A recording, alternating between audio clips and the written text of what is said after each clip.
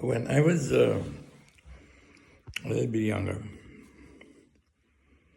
and my daughter was newborn, I took the responsibility I had as a dad, as a parent, as a human being, to write my senators at the time in Pennsylvania. And I didn't dare to write the president, but I wrote the vice president. And the vice president was Al Gore. And it was, I believe, Alan Spector. And the younger gentleman was also with an S. He then became, a guest speaker on CNN. He ran for president too, but I have a lapse. The names is unimportant. The idea is fundamental.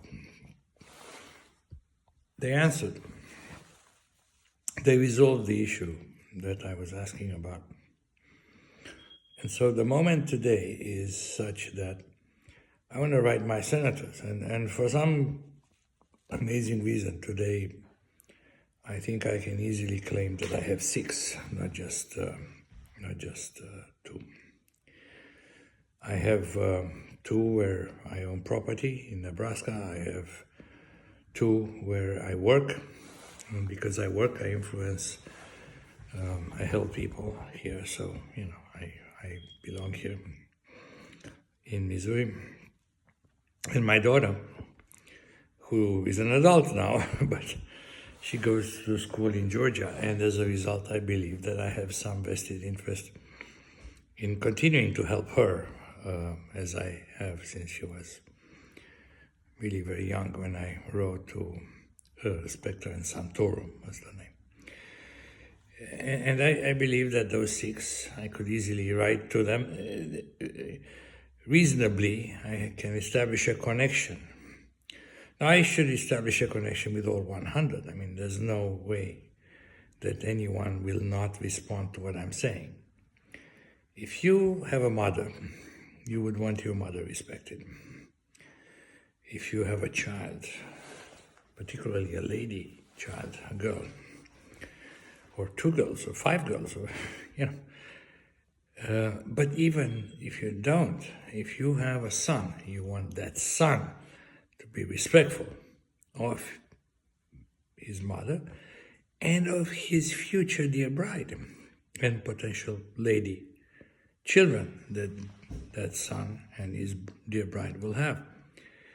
You cannot accept that from the top of our White House, the position we elected, not all of us, but a sufficiently large minority, right? Because the 2/3 of us didn't vote for the president, but the sufficiently large minority voted for the person to be in the White House. That person is legitimately in the White House, but that doesn't mean that behavior cannot be curbed. This kind of behavior must be curbed, okay? You cannot allow the President of the United States, the elected President of the United States, to demean women repeatedly, systematically. And we're not talking just about him being more or less proven pedophile, but it's not yet proven in a court of law. But we should look into that seriously.